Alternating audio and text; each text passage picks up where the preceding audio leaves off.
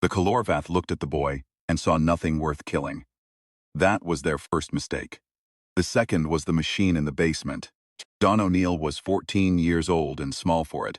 He had the kind of face that adults forgot between one glance and the next.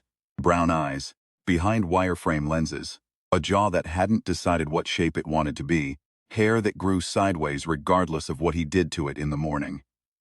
He sat in the third row of the Kellervath Occupational Assessment Chamber, what used to be Westfield Regional High School's gymnasium. And he watched Commander Kelleth pace the front of the room, and he thought, very quietly, that he was going to do something about this. His parents had left for the Northern Resettlement Station on a Sunday. His mother had packed 2 bags, with the deliberate economy of someone who has done math and knows the answer. His father had stood at the door for a moment with a look on his face that Don had never fully been able to name. Not defeat, exactly. More like the face of someone setting something down that was too heavy to carry and choosing the exact spot with great care. His father had put his hand on Don's shoulder and said, "Don't do anything stupid." Then he'd picked up his bag and left. Had stood in the kitchen for a while after that, eating cereal, thinking about what stupid meant and who got to define it. The Kellervath had arrived 8 months ago. They hadn't come in fire and noise the way the old movies always imagined. They came in silence, in the pre-dawn blue of a Tuesday in October, vast tessellated ships that hung over every major city like held breath. There had been 17 days of tense radio contact, of diplomats sweating through their shirts, of the whole human internet oscillating between panic and dark humor. And then the Kellervath had said simply that they had reviewed humanity's situation and found it untenable, and that they would be managing the transition. The transition, that was the word they used. It meant work details. It meant the assessment chambers, where children sat in rows and learned what function they would serve in the new order. It meant the placement supervisors, humans who'd agreed to assist in exchange for comfortable billets and extra food. And it meant Commander Kelleth, who stood at the front of every session with his pale, segmented limbs folded and his assessment scanner clicking like a disapproving tongue. Kelleth was not the largest Kellervath Don had ever seen. He was, however, the most pleased with himself, and that made him seem enormous. He had the Kellervath standard configuration, bilateral symmetry, 4 primary limbs, a face that was almost but not quite human in its organization. Like a Sempled assembled it from a description rather than a photograph. The eyes were wrong, too wide, too still, with a faint luminescence at the iris that strobed when the creature processed information. He walked the rows with his scanner out, pausing here and there, making notations that the human placement supervisors whispered over in their ears. He stopped at Don's desk. The scanner clicked again. "O'Neill," Keyleth said. His translator rendered the name with precision but no warmth. "Your technical aptitude index indicates above threshold ability in applied systems. You have been assigned to the engineering support cohort." He moved on without waiting for a response. Don pushed his glasses up his nose and said nothing.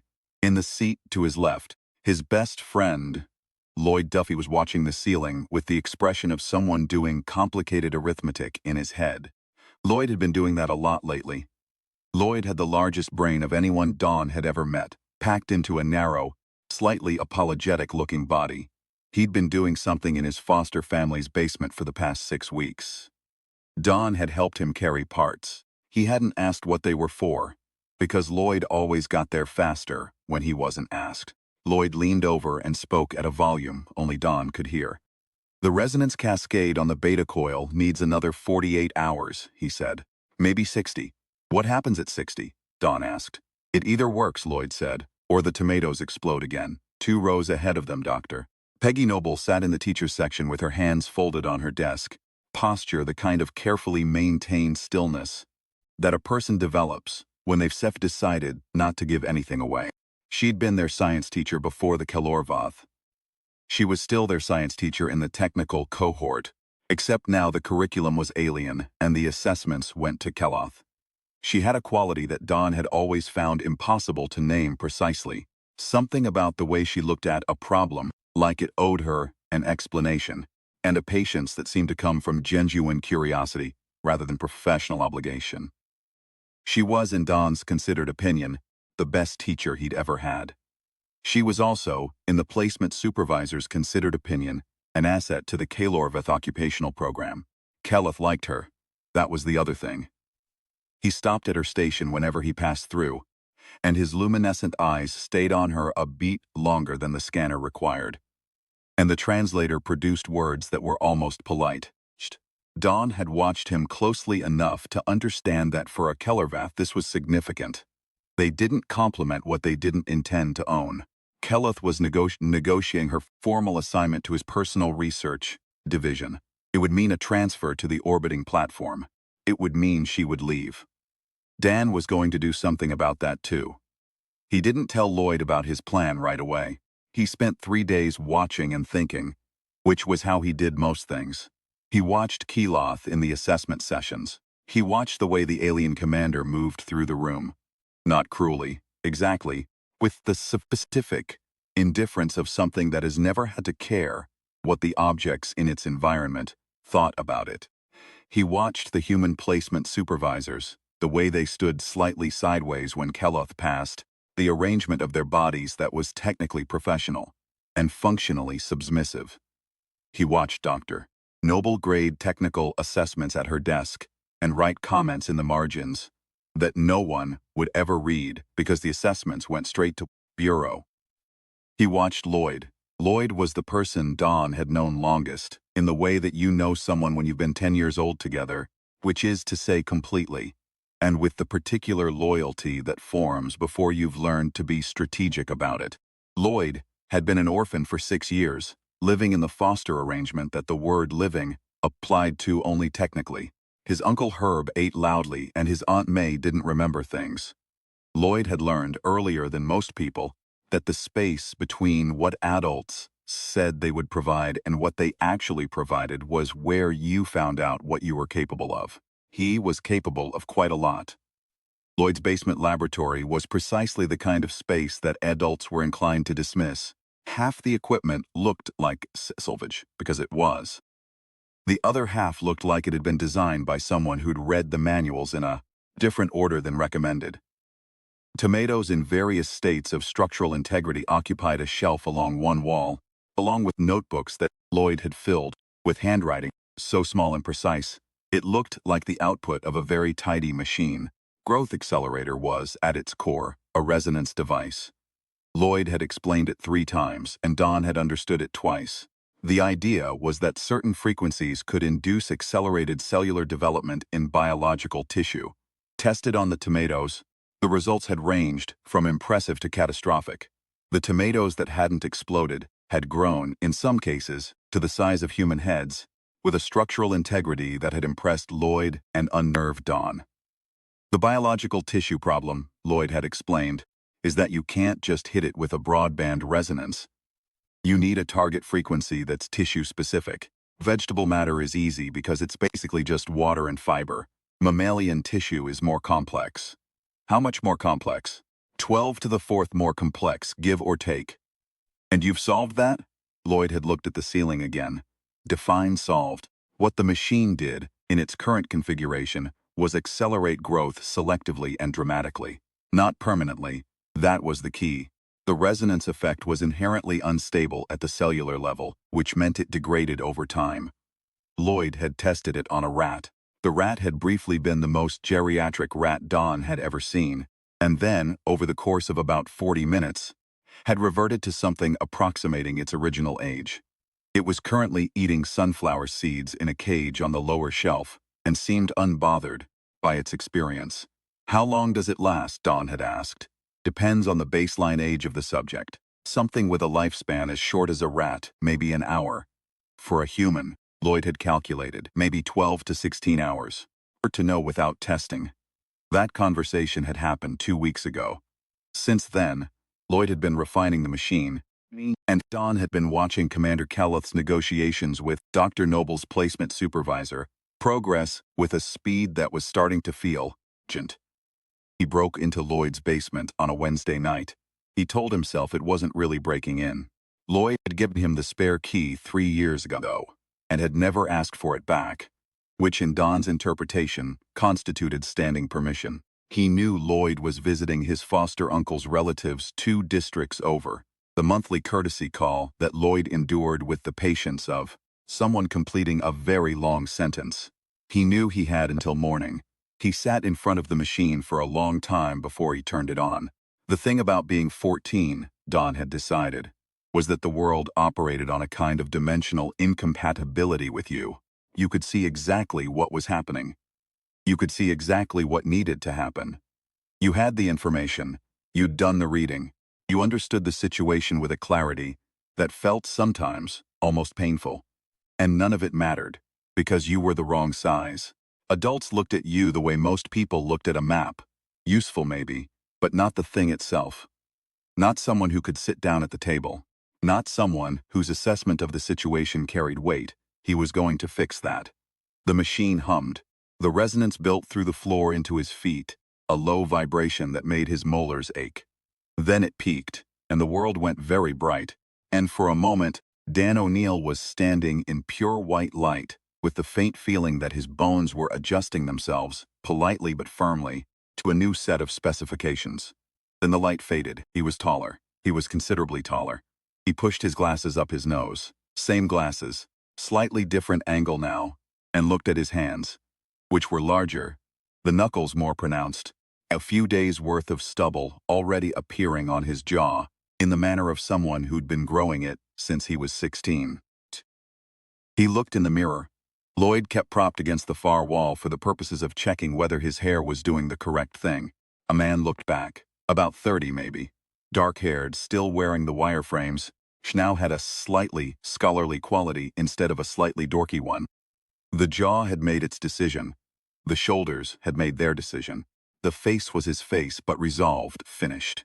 The draft copy had become the final version. Okay, he said, to the mirror and to himself. His voice was different too. Steadier. Lower. The voice of someone who had been practicing being calm for long enough that it was starting to take. He had, if Lloyd's estimates were accurate, about 14 hours. He went upstairs and started planning. The human administrative staff that the Kellervath had put in place were not, as a general rule, deeply principled people. They were people who'd made a calculation early and were trying to make it work. Dan understood this about them without particularly judging it. Fear was a reasonable response to an alien occupation. Collaboration with that occupation was a calculation. And calculations could be wrong. Coordinator Horton ran the regional administrative hub out of what used to be the school's main office. She was a tall woman, efficient in manner, with the slightly brittle energy of someone who'd given up arguing with herself about her choices, and was now focused exclusively on doing the job well. She had, Dawn knew, a genuine dislike of Kelleth. She'd said something once under her breath that the translator had rendered approximately as insufferable, but she'd made her calculation and she was sticking to it.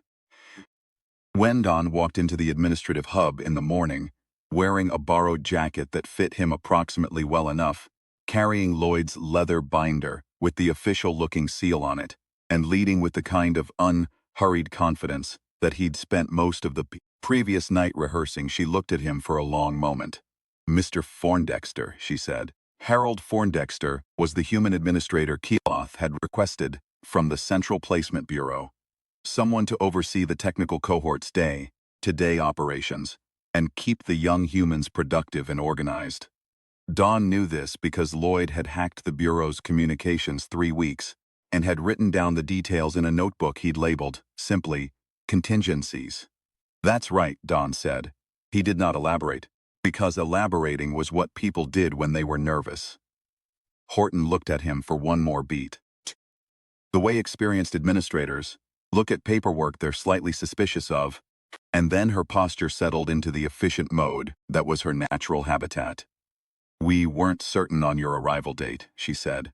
"Commander Kelleth is in with the secondary assessment cohort. He'll want a briefing." "Of course," Don said. "I'll observe first, get the lay of the land. I've found that you learn more in the first hour of observation than in the first week of briefings." Horton looked at him with something that might in a different world have been a smile. "That's been my experience too," she said. The first thing Don did, in his capacity as Mr. Poindexter, new human oversight administrator, was implement a series of adjustments to the technical cohort's daily schedule. More meal breaks. A work period in the late afternoon that was, technically, independent research time but was, in practice, an hour where the students could do roughly what they wanted. To put it in the schedule as Autonomous Learning Initiative. Horton had raised an eyebrow. Activity research shows autonomous periods increase technical output by a measurable margin, Don said. I can send you the citation. Please do, Horton said, in a tone that suggested she did not expect to receive it. He did send it. Lloyd had written the paper under a pseudonym, approximately 2 years earlier, in preparation for a moment, exactly like this one. The students in the cohort responded to the changes, with the particular energy of people who have been managed badly for a long time, and are suddenly, unexpectedly, not being managed badly anymore. There was, in the first autonomous period, an outbreak of something that sounded like music. From the far corner of the room, 2 students had constructed a rudimentary instrument from salvaged components. Don stood at the back of the room and watched it, and kept his expression professional with effort. Dr. Noble watched it, too. He saw her watching, the way she got when something interested her. That slight forward tilt, the look on her face like she was deciding whether something was going to be worth caring about. She looked at him, he looked back. Unconventional, she said. The unconventional approach tends to work, he said. When the conventional approach has had plenty of time to fail, she thought about this. That's either wise or naive. Usually both, he said, which made her laugh, briefly, before she caught herself and went back to looking professional. He ran into Keloth on the second day. Not unexpectedly, he'd factored this into his planning. What he hadn't fully factored in was the degree to which Keloth's presence occupied space in a way that wasn't entirely physical. The alien commander was, up close, larger than he appeared in the assessment sessions, and the luminescent eyes were at considerably closer proximity, and they did the thing where they strobed while processing, Don found difficult to look at without his chest doing something complicated. The smell of him was wrong too. Not unpleasant exactly, with a sweet metallic quality like ozone, and something older, something that activated a very ancient part of Don's nervous system that wanted to move away from it. He stood his ground. He had rehearsed standing his ground. He had stood in front of Lloyd's mirror and practiced the face of someone who was exactly where he was supposed to be and had no particular feelings about it. Keloth looked at him for a long moment. Poindexter, he said. The translator gave the name a flat quality, drained of affect. Commander, Dan said. He did not step back. He had spent a great deal of time thinking about whether he would step back, and he had decided firmly that he would not. The schedule modifications, Keloth said, have shown a 15% increase in focused output in the technical sessions, Dan said. I can pull the metrics if you'd like to review them. I would like to review them, Keloth said, and his eyes did the strobe pulse thing, which Don had come to understand was the Calor-Vath equivalent of a raised eyebrow. You are confident in your assessment methodology. I am confident in observational data, Don said. The assessment methodology is just the tool. Keloth was quiet for a moment. The translator didn't do silence, so the absence of it was somehow louder. The humans in this cohort, he said, have been difficult to optimize. That's because they're not component, Don said, and then, because he'd been building to this, and it was now or not at all. Commander, I'd like to flag a concern about the Noble transfer. Keloth's eyes pulsed. Dr. Noble has been assessed for reassignment to Research Division. She has, Don said, and I understand the reasoning. She's an exceptional technical mind. But she's also the most effective instructor in the cohort, and her impact on student output. He produced a second set of figures, which Lloyd had prepared for him last night on a device they'd built from salvaged components is significantly above the next highest contributor. Transferring her creates a productivity gap that will take months to close. He held the device out. Keloth looked at it, the eyes pulsed. I will review the data, Keloth said finally. It wasn't a concession. It wasn't even a pause. But it was something. He spent the evenings in Lloyd's basement via communicator, tracking developments and planning the metrics he needed to keep Keloth occupied. The communicator let them talk without going through the Bureau's monitored channels. a device built from 2 salvage translation units and a resonance transceiver that technically violated multiple provisions of the Calor-Vath Communications Regulation Protocol. Lloyd had pointed this out when he built it. Don had said that being in violation of 8 provisions was better than 10, and Lloyd had found this mathematically reasonable enough to proceed. Mira extended the ventilation schematic again. Don reported on the 3rd evening. How far? She's into the secondary distribution layer, mapping pressure differentials. Lloyd was quiet for a moment. She doesn't know that's significant. No, she thinks it's interesting, which is better. Boy in the back corner, Torres. I know, Torres. He's been asking questions in the unauthorized sessions about power coupling architecture, the way he phrases them. Lloyd paused. He already knows what he's looking for. He's just checking his understanding against someone he trusts. Is he ready?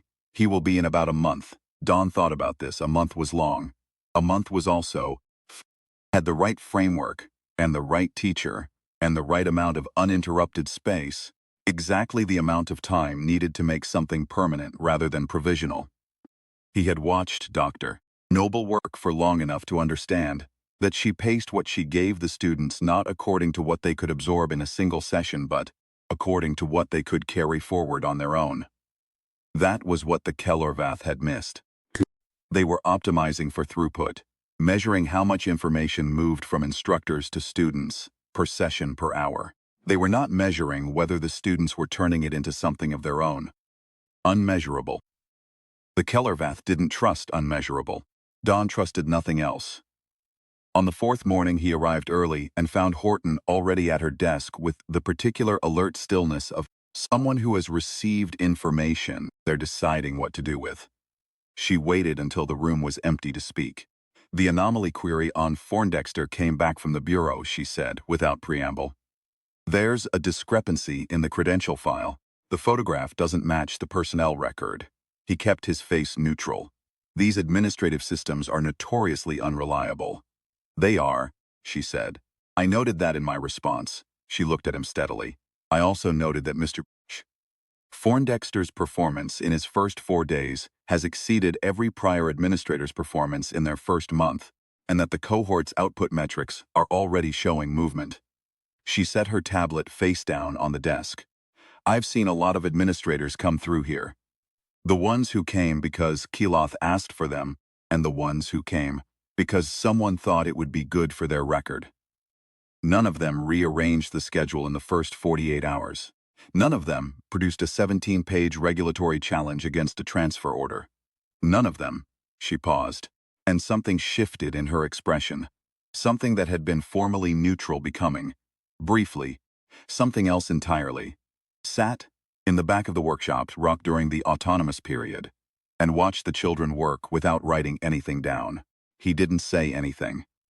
I don't know what you are, she said, and I've decided that knowing is less important to me than what you're doing. She turned the tablet face up. The bureau response is logged. The discrepancy has been attributed to a data entry error in the regional office. It will not be escalating. He looked at her for a long moment.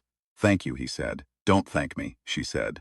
Deuce the metrics for Keloth's review, and make sure whatever you're building is built before the next audit cycle.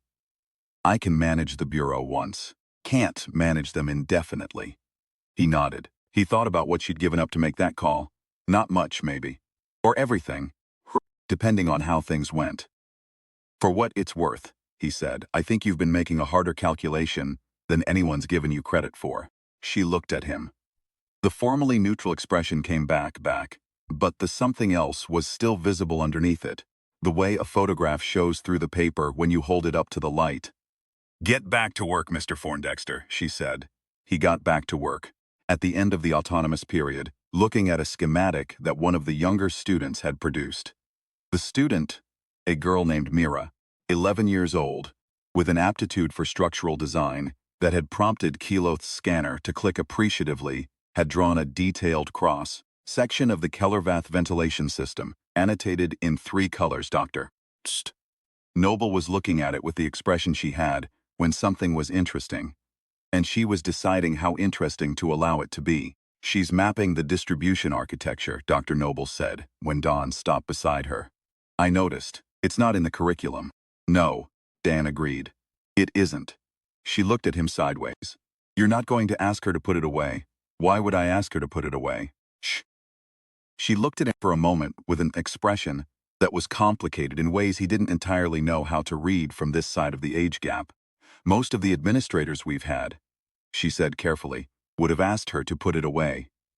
Most of the administrators you've had, Dawn said, were making a different calculation than I am. She was quiet for a moment.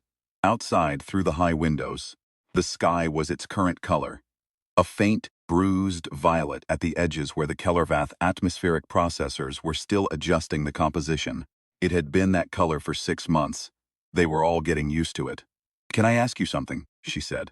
Yes. What calculation are you making? He thought about how to answer this, and what he came back to was the truth, dressed in the vocabulary of an adult. I'm making the calculation that these kids are the ones who are going to figure out how to fix this. The situation. Everything that's happened.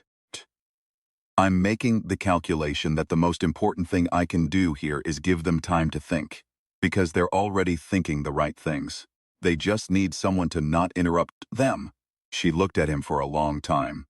That's a very unusual thing for an occupational administrator to say. I'm a very unusual occupational administrator, he said. And she laughed again, and this time she didn't catch herself. Keyleth escalated his noble transfer timeline on the 3rd day. Dawn had been half expecting this. The data presentation had bought time, not resolution. Keyleth was patient in the way of things that don't have to hurry because they already have what they want, or believe they do. The formal notification came through Horton's desk. Dr. Noble to report to transport processing by end of week. Dawn sat with this for about 20 minutes, in Lloyd's basement via the communicator they'd built, while Lloyd updated him on the reversal machine status. 46 hours, Lloyd said. Maybe 50. The resonance needs to cycle properly or I can't guarantee a clean reversion. I need more time. I know. A pause. There's something else. Tell me. Keyleth filed an anomaly report on Forndexter. The real Forndexter, the one from the Bureau, his credentials don't match the ones on files you've been using. There's a query going up the chain. Don pushed his glasses up his nose. The gesture was the same at 30 as at 14, and for a moment he was aware of the strangeness of himself. This larger, temporary version, sitting in the same borrowed chair with the same borrowed time. How long before they act on it? He asked. 48 hours, Lloyd said. Give or take. 2 days. 2 days to prevent Peggy Noble from being transferred to an orbital platform she'd never come back from.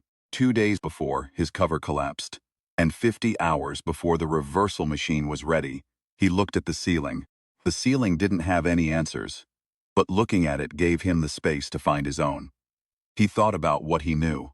He knew the Kellervath's occupational program ran on assessment data, metrics, throughput numbers, quantification of human utility into terms the alien administrative system could process.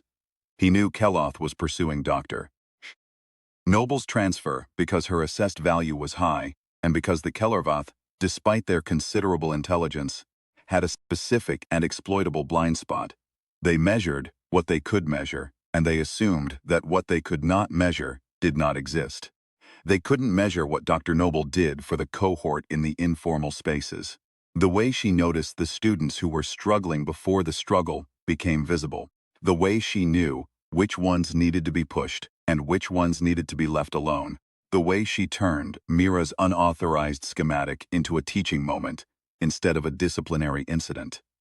The students looked at her when they thought no one was watching, with the particular look that children have when they believe. Truly, just hoped that someone on their side is in the room. None of that was in Keleth's metrics, but it was in the students. It was there, ready, waiting. He had an idea. The idea had 3 parts, which was how it is usually came to him.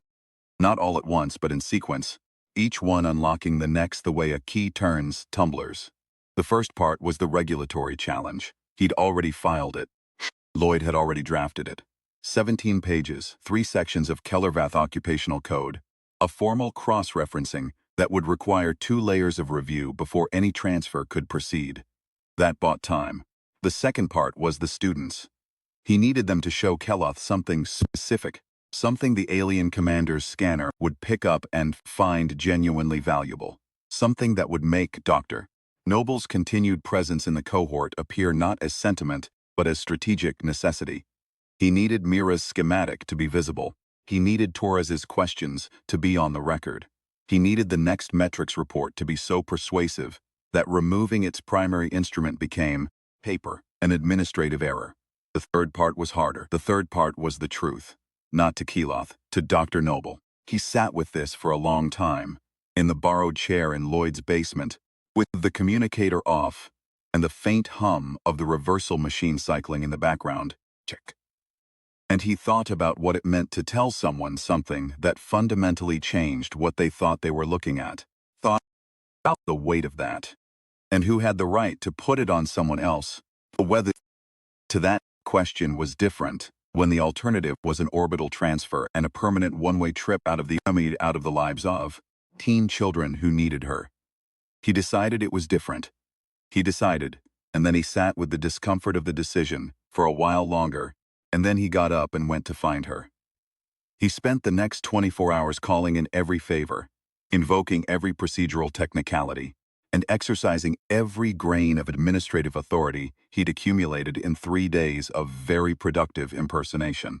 He filed a formal reassessment request for Dr. Noble's functional category, arguing that her role occupied a cross-disciplinary designation, not covered by the standard transfer protocol, and that the discrepancy required bureau review before any transfer could be authorized.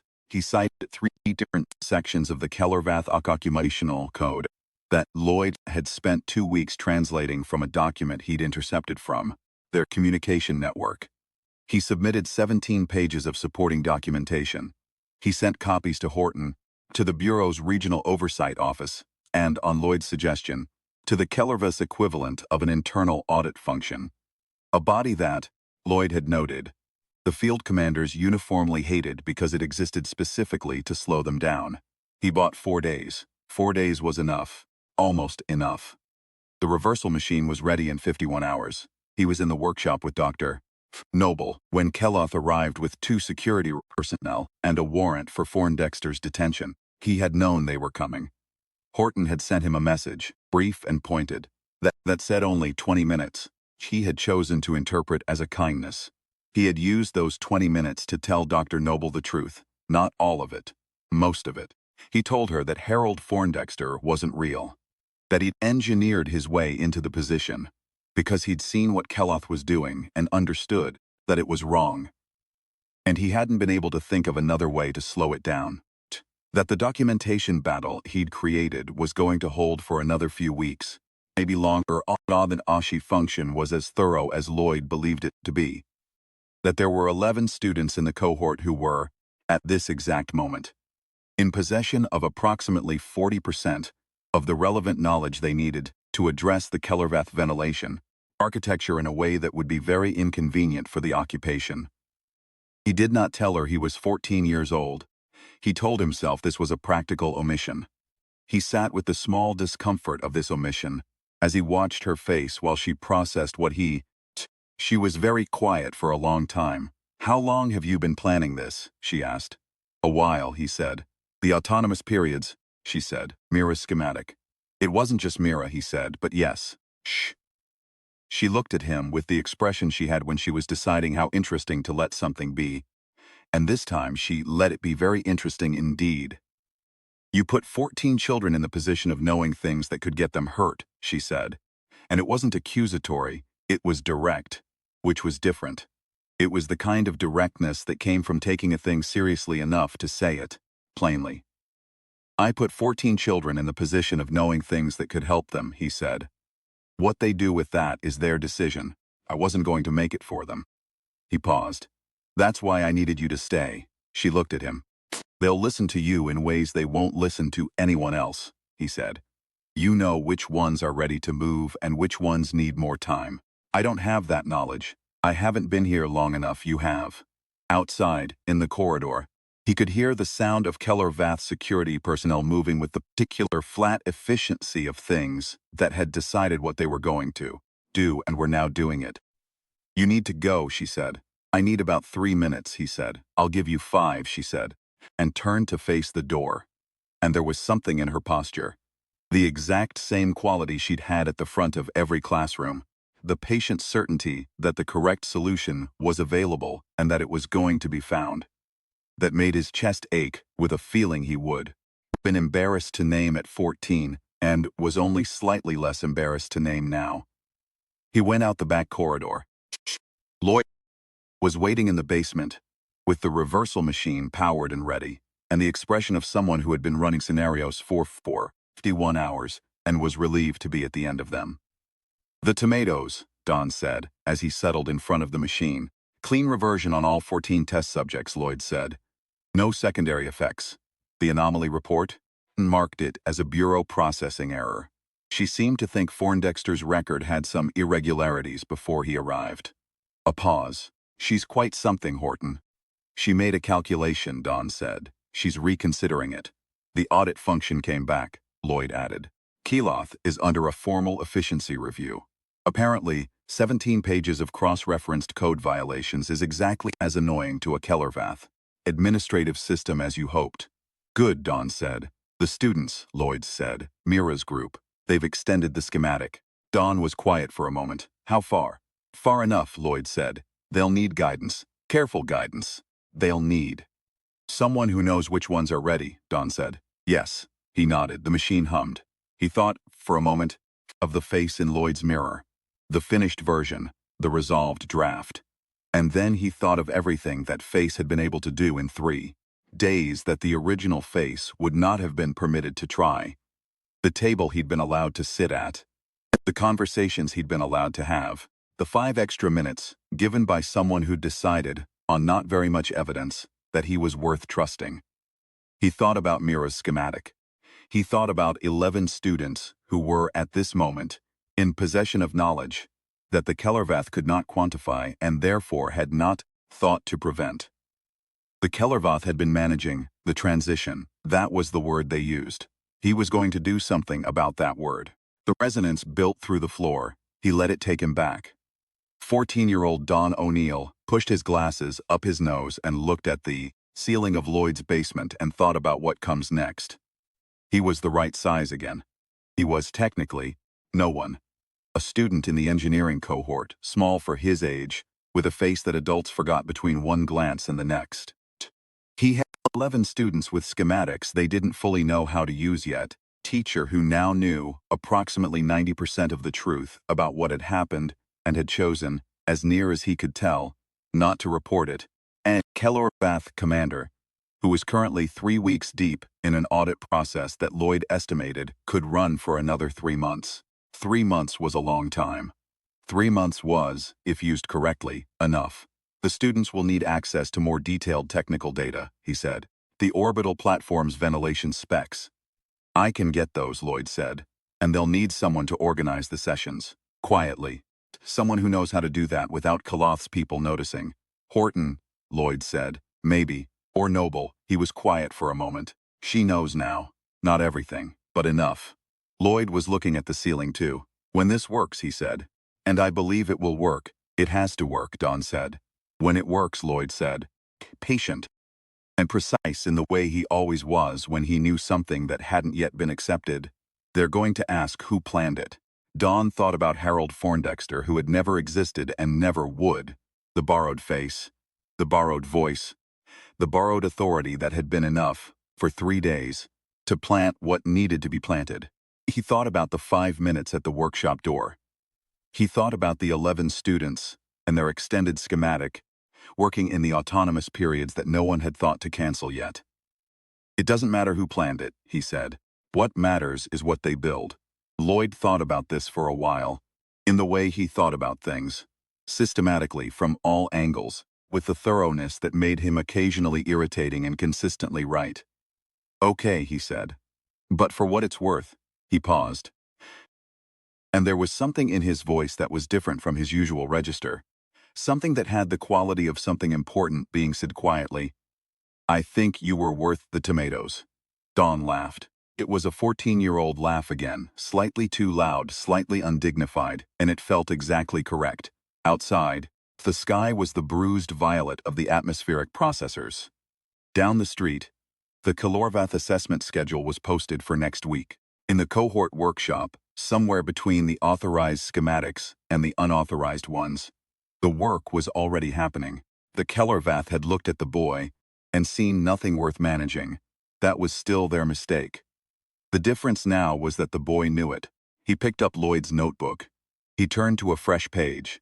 He wrote, in handwriting that was still slightly sideways regardless of what he did about it, the first line of a plan that was going to take a very long time and require a very large number of people, and would, if it worked the way he believed it would work, be utterly invisible to anything Kelethi's scanner could measure, until it was too late to matter. He titled it, Autonomous Learning Initiative, Phase 2. He wrote for a long time.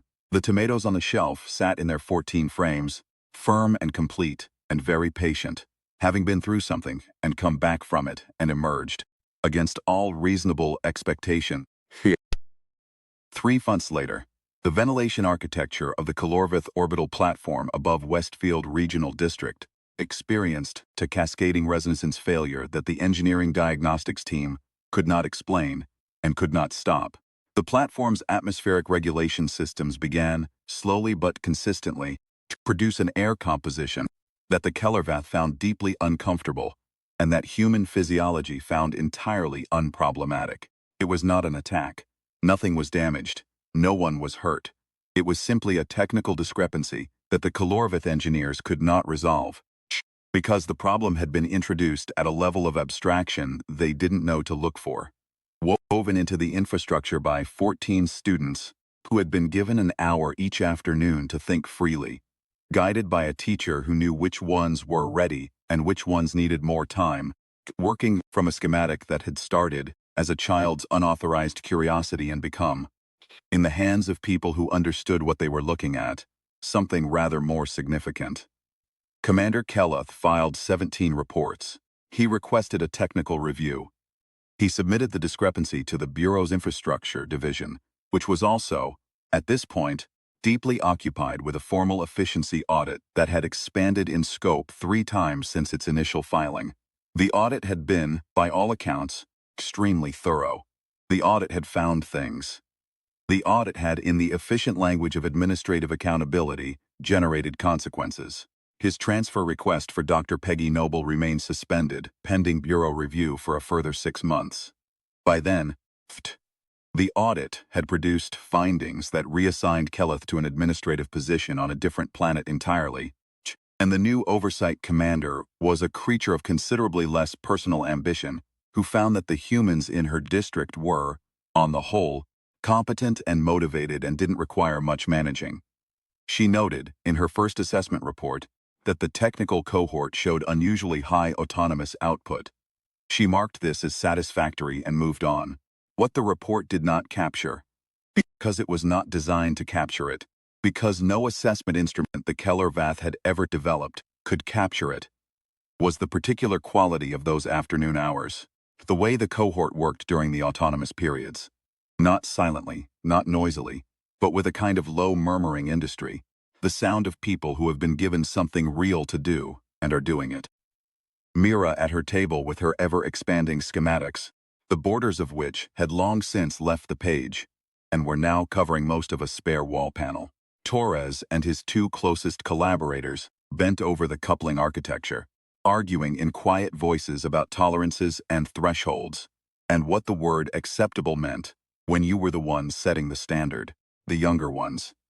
The 11-year-olds who'd been placed in the cohort because their aptitude scores were too high to put anywhere else, clustered in the corner where the unauthorized instrument was kept, working on something that looked like music but was also, if you knew what you were looking at, a rather elegant encoding system. Dr. Noble moved through all of it the way she moved through everything, without directing, without performing authority, present in the way of someone who had decided that the most useful thing they could offer was their full attention and their trust in the people they were paying attention to. Horton, who came by on Tuesdays, stood in the doorway for a moment before entering. She never said anything about it, but she always paused, and her posture in those pauses had a quality that was different from her professional efficiency. Something quieter, something that she kept only for herself. Dawn, who was back to being 14 and small for it, and had the seat in the third row, and came to the autonomous periods with the same unhurried intensity he'd always had, watched all of it and wrote things in his notebook, and did not think about the crunch man in Lloyd's mirror very often. He thought about it sometimes. Late at night, on the communicator with Lloyd, he thought about the 3 days when the world had fit differently around him. When the distance between what he could see and what he could do had disappeared. When the calculations he'd been running for months had finally had a table to be placed on. "Do you miss it?" Lloyd asked once. Dan thought about this honestly. "No," he said. "I miss being useful. You're useful now. In different ways." "In the ways that last," Lloyd said. Which was, Dawn had come to understand, Lloyd's way of saying that the short-term gain was never the actual point. He was right. Lloyd was usually right.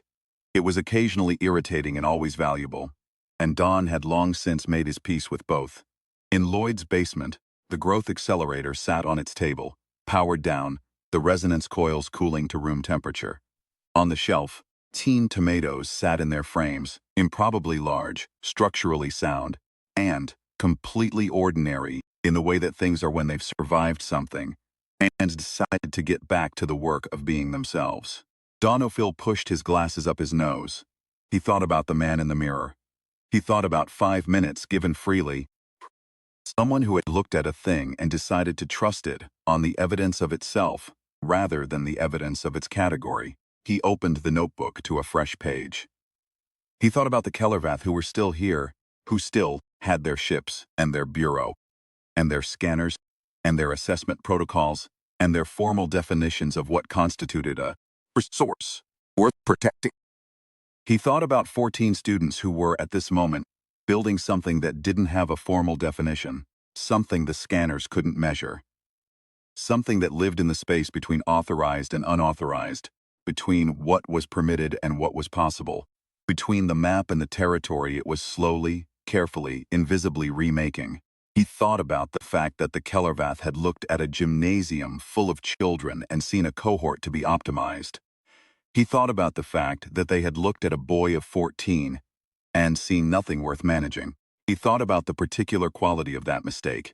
Not cruelty, not malice, failure of imagination so complete that it had become a structural vulnerability, the kind of blind spot that doesn't announce itself.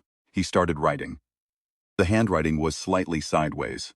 It had always been slightly sideways. He had tried many times over the years to correct it, and the handwriting had declined to be corrected. And eventually he had accepted this about himself as one of the irreducible facts. He wrote for a long time. Outside, the sky was still the bruised violet of the atmospheric processors. It had been that color for 9 months now.